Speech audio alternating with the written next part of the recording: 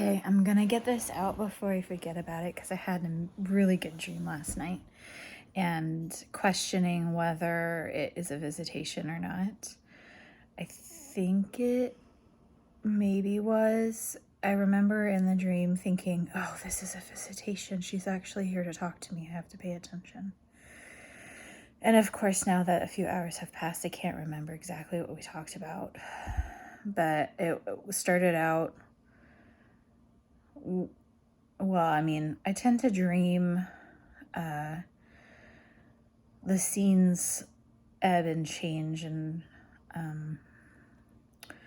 evolve very quickly into other things. And the part where she shows up, where I'm in this, I guess maybe it's like a cabin or something, and all the families around. My side of the family, Josh's side of the family. Josh is there. Even like relatives from Louisiana are there. And there's a buffet, and all of a sudden, off to my side, she appears. And I think, oh, she's back to talk to me. She's back. She heard me. And when I talked to her the other day, which I did, I talked to her in the shower the other day. And she gives a big smile, and I start to talk to her, and no one else can see her, and everyone's looking at me like I'm crazy, and I'm like, please just go with me. She's standing right here. I know you can't see her, but I can see her and I can talk to her. Please don't think I'm crazy. Don't like send me to the loony bin, right? And so I keep talking to her. Everyone's looking at me like I'm crazy. We kind of walk off to the side, and she sits down on the steps, and she says something like,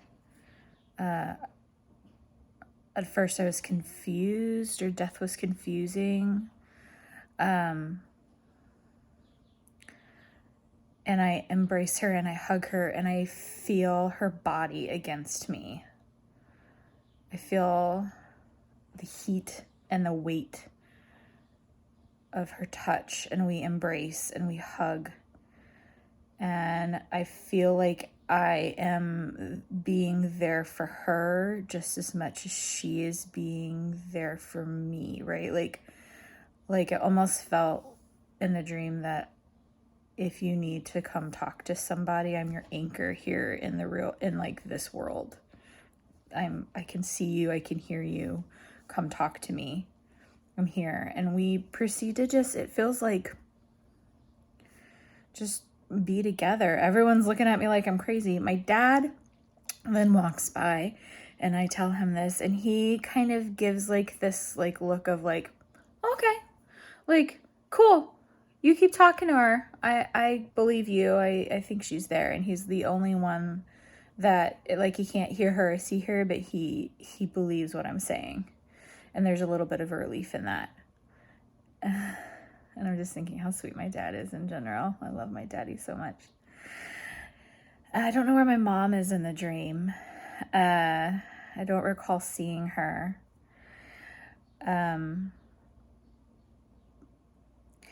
And then I notice like she starts to kind of wander through the crowd of family members, and we keep peeking up at each other over the crowd to make sure, not just me making sure she's still here, but it's almost like her making sure that I'm still here, like the anchor is here.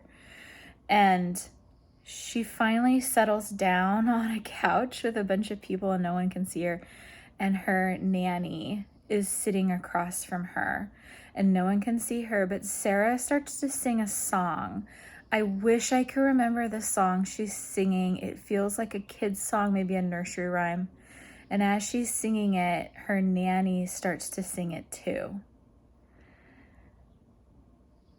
And in my head, in the dream, I go, oh, she is communicating with her nanny. Like her nanny can't see her, but she's being influenced by her, and she doesn't realize maybe that she's been visited, and that through her actions, like, it's manifesting that in a different way. And then they finish the song, and I think I say something to her, and she starts to get kind of tears in her eyes, and she almost feels relief. It's like a look of relief on her face. And we kind of keep doing this, like she keeps wandering around, but checking in with me. And then it changes into she wanders off, and it feels like we're on a train. And the dream changes, and I can't find her again. I'm running up and down this train trying to find her. And then it morphs into, I've been watching too many like real estate things and tiny house sales things. And it ends up being, somehow I start talking to someone about turning a shipping container into a tiny house. I don't know. And then I'm like, but where's Sarah? And then someone, or I think in my head, okay, she's gone now. She's left. Like, she's not gone, but like she's not in like here anymore. Her energy has left for now. And then I wake up.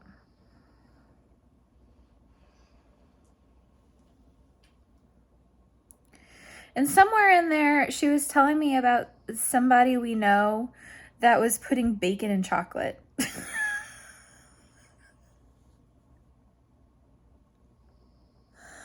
And that it happened like something like she hadn't died yet. We thought she had died, but she wasn't dead, or like, and that somebody she knew, she was with them, and they were putting bacon in chocolate.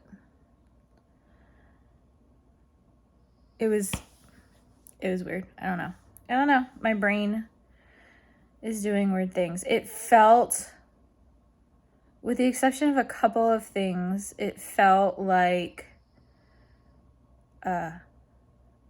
she was coming down to say hi. And I woke up in the dream. I was like, yes, this confirms that this is a visitation. This is a visitation. She's here.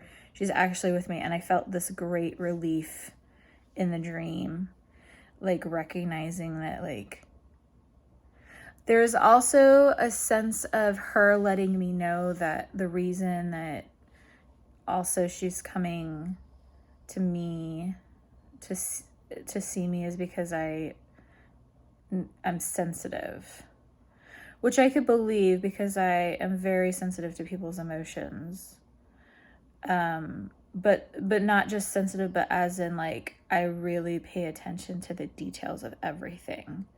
And so because of that, I notice things that other people aren't noticing. And that's kind of the sense that like she's always around, but I am noticing because I am paying attention, is kind of the feel that I got from the dream.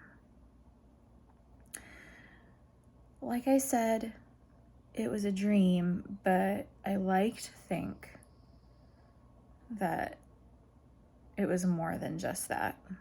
Who wouldn't want to think that, right? So I feel a little bit more peaceful this morning, but also questioning, because this one wasn't quite as, I think maybe it feels unfinished because there wasn't as clear of a goodbye as the last time I had a dream where she was literally like, okay, I'm around, but I'm gotta go now. And then we parted ways. But yeah, I think that's kind of why it almost feels unfinished, almost, I think. Okay. Something to write about, explore, pick apart. Might even have a counseling session here shortly. Might even bring it up with my counselor. And yeah, I'm gonna go out to Estacada later today, hang out with Ray, maybe go to her to Bee's band concert. That'd be fun. And give them all a great big hug and love on them a little bit. So I'm staring at my feather ring. I feel a little connected to it today because I bought it because it reminds me of Sarah. Okay, well, I'm gonna go because I have to get ready for my counseling session, but thank you for listening, and I will talk to you guys soon. Bye.